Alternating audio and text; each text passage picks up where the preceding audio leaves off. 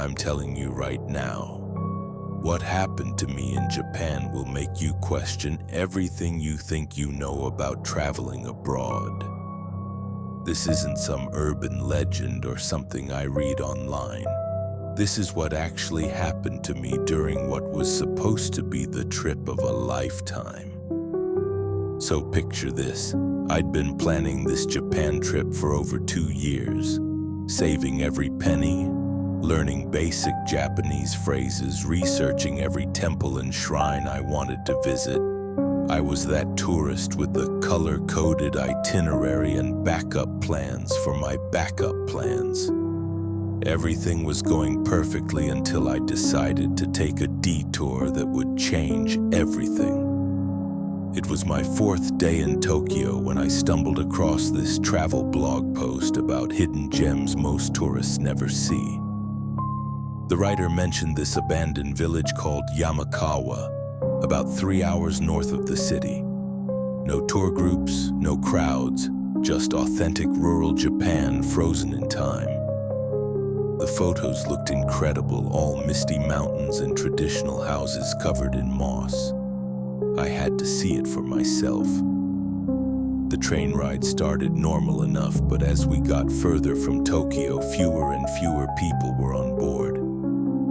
By the time I reached the final station, I was completely alone.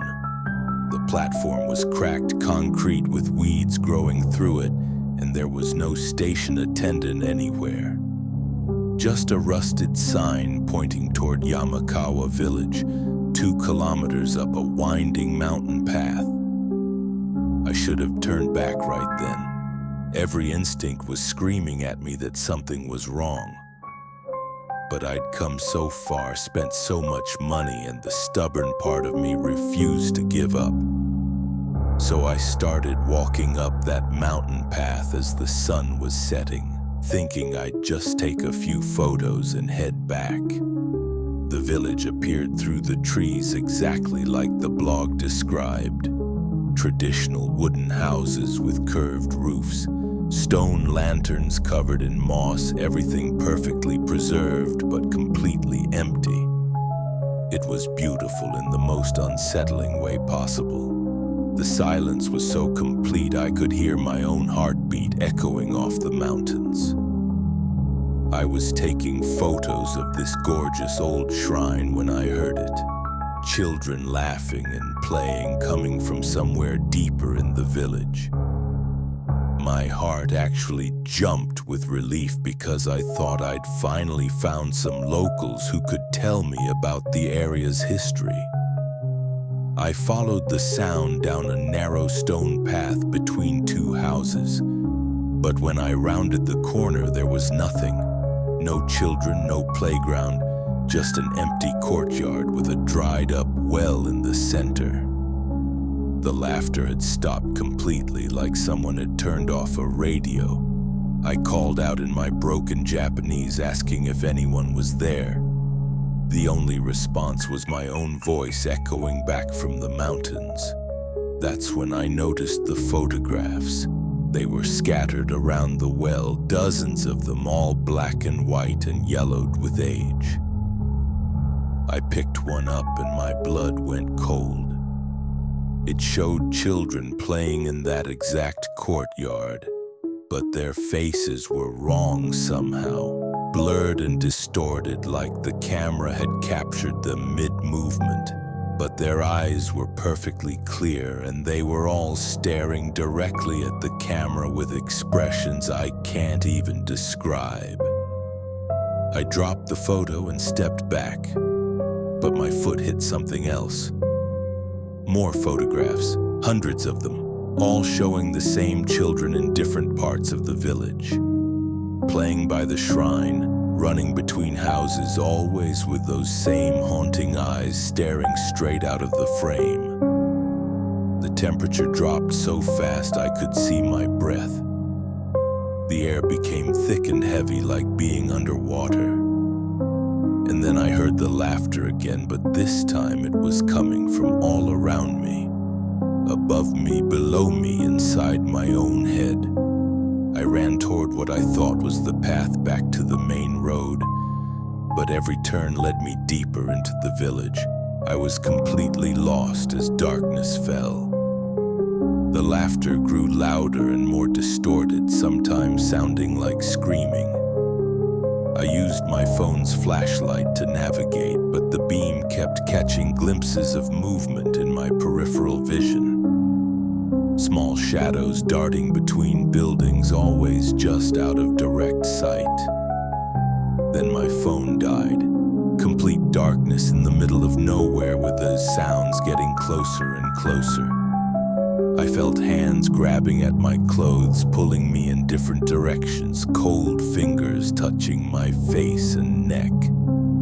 I was screaming but couldn't hear my own voice over the chaos of children's laughter that had turned into something inhuman. I don't remember how I got out. I woke up the next morning on the train platform where I'd started, covered in scratches and bruises, my camera missing, my backpack torn to shreds.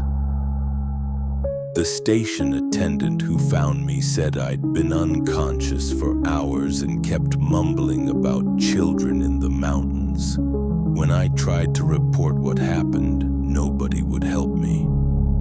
The police acted like I was crazy. The travel blog that led me there had vanished completely, like it never existed. Even my hotel reservation for that night had been mysteriously canceled, though I never called to cancel it. I spent my remaining days in Japan trying to find any record of Yamakawa village. Nothing. No historical documents, no maps, no mention of it anywhere. It was like I'd traveled to a place that doesn't exist. But the physical evidence on my body proved something had happened to me up there. The worst part came after I returned home. I developed all my photos from the trip and scattered throughout my normal vacation pictures were dozens of images I never took. The same black and white photographs I'd found by the well, showing those children with their haunting eyes. But now there was one more figure in every photo.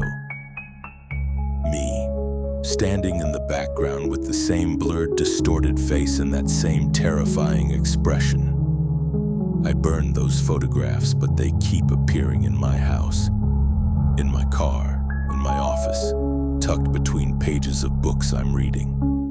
Always the same images, always with me becoming more and more integrated into whatever exists in that village. I'm sharing this story because I need people to know what's out there. Japan is beautiful, but there are places that exist between the modern world and something much older and darker. Places that don't appear on any map but somehow still call to travelers looking for authentic experiences. If you ever find yourself reading about hidden villages or abandoned places that seem too perfect to be real, trust your instincts and stay away.